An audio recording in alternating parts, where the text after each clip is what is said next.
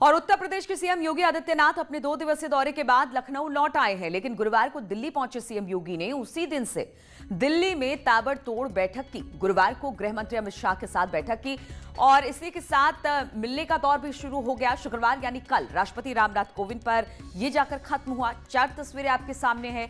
2 दिन के दिल्ली दौरे के दौरान सीएम ने पार्टी के सभी दिग्गजों से मुलाकात की। कल सबसे पहले सीएम प्रधानमंत्री मोदी से मिले। उनके साथ करीब 1.5 घंटे तक उनकी बातचीत होती रही। इसके बाद बीजेपी के राष्ट्रीय अध्यक्ष जेपी नड्डा से मुलाकात करने सीएम पहुंचे और वहां पर भी करीब 1.25 घंटे तक मंथन चलता रहा। नड्डा से मिलने के बाद सीएम राष्ट्रपति से मिलने पहुंचे। इससे पहले कल सीएम योगी ने गृह मंत्री अमित शाह से मुलाकात की थी। सूत्रों के मुताबिक सीएम योगी की मिशन 2022 को लेकर विस्तार से सभी नेताओं के साथ चर्चा हुई है। सीएम योगी आदित्यनाथ ने आज प्रधानमंत्री नरेंद्र मोदी से उनके घर पर मुलाकात की। सीएम योगी यूपी भवन से पीएम आवास पहुंचे और करीब 11:15 बजे पीएम मोदी से उनकी बातचीत शुरू हुई। ये बैठक करीब 1.5 घंटे तक चली। पीएम मोदी से मुलाकात के बाद सीएम योगी ने ट्वीट कर कहा, आज आदरणीय प्रधानमंत्री मोदी जी से नई दिल्ली में शिष्टाचार भेंट एवं मार्गदर्शन प्राप्ति का सौभाग्य प्राप्त हुआ।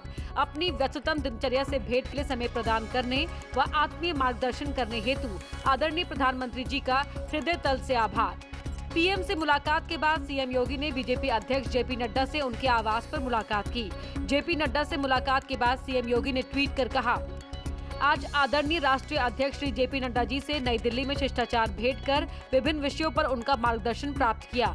अपनी व्यस्त दिनचर्या से मुझे समय प्रदान करने के लिए आदरणीय अध्यक्ष जी का कोटिशहर आभार।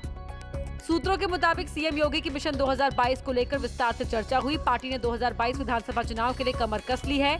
इससे पहले कल सीएम योगी ने गृह मंत्री अमित शाह से मुलाकात की थी। इसके अलावा वीके सिंह, सत्यपाल सिंह और हाल में ही पार्टी में शामिल हुए जितिन प्रसाद से भी सीएम योगी ने मुलाकात की थी।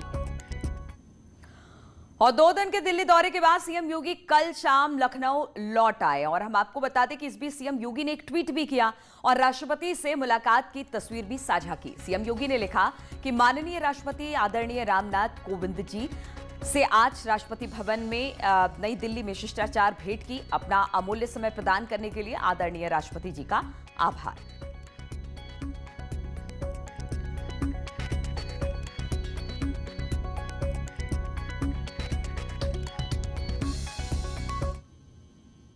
सीएम योगी आदित्यनाथ ने राष्ट्रपति रामनाथ कोविंद से मुलाकात की। दोनों के बीच करीब 1 घंटे तक बैठक चली। सीएम ने इस दौरान राष्ट्रपति को एक किताब भी दी। मुलाकात के बाद सीएम योगी ने ट्वीट के जरिए राष्ट्रपति का शुक्रिया अदा किया। सीएम ने लिखा, माननीय राष्ट्रपति आदरणीय रामनाथ कोविंद जी से राष्ट्रपति भवन में शिष्टाचार की भेंट की।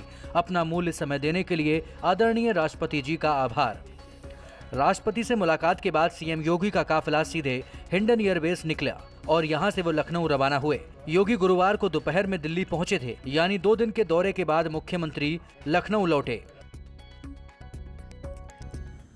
उधर पश्चिमी उत्तर प्रदेश को फतह करने के लिए बीजेपी के दिग्गजों ने कल मेरठ में मंथन किया। प्रदेश संगठन महामंत्री सुनील बंसल के साथ बैठक में प्रदेश उपाध्यक्ष पंकज सिंह, पश्चिमी उत्तर प्रदेश प्रभारी जेपीएस राठौर समेत कई मंत्री शामिल हुए। बैठक में शुरुआत कोरोना महामारी से पैदा हुई परेशानियों को लेकर हुई और उसके समाधान से बैठक हुई शुरू।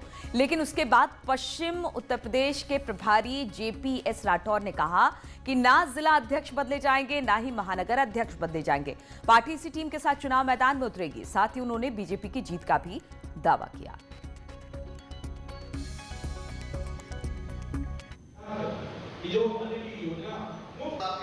महानगर अध्यक्ष, क्षेत्र अध्यक्ष, क्षेत्र पद किसी को बदलने की कोई बात नहीं है। वही संगठन काम करेगा। उसी के दम पे हम लोग अगला विधानसभा चुनाव लड़ने जा रहे हैं।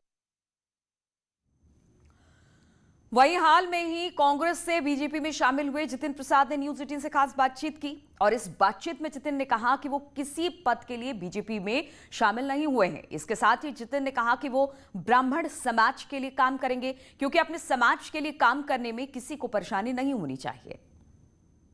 यूपी के सीएम योगी आदित्यनाथ से आपकी मुलाकात हुई और चर्चा भी जरूर हुई होगी।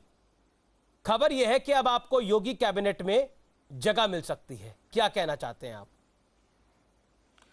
आने वाले समय? देवगन जी, हम जैसे लोग जी, मैं आपको बता दूं, आगे क्या होगा ये तो मैं नहीं बता सकता। ना मैं ज्योतिषी हूं, ना मैं भविष्यवाणी कर सकता हूं जी, मगर इतना जरूर बता सकता हूं कि मैंने कांग्रेस पार्टी इसलिए नहीं छोड़ी कि मुझे कोई पद नहीं मिला, पद मिले, और मैंने भारतीय जनता पार्टी इसलिए ज्वाइन नहीं की कि सिर्फ पद मिलेगा, और ना ही मुझे चंद ही घंटे हुए हैं, मगर मैं जानता हूं भारतीय जनता पार्टी के तौर तरीके। वो कोई सौदा करके कोई व्यक्ति वहां ज्वाइन नहीं करता है, बड़े सोच समझ के लोगों को वहां ज्वाइन भी कराया जाता है, सदस्यता भी दिलवाई जाती है, और सबका एक निर्धारित रोल होगा, और ये शीर्ष नेतृत्व तय करेगा। जितेंद्र प्रसाद मैं तो एक कार्यकर्ता के रूप में और लॉन्ग टर्म मैं विजन लेके आया हूं।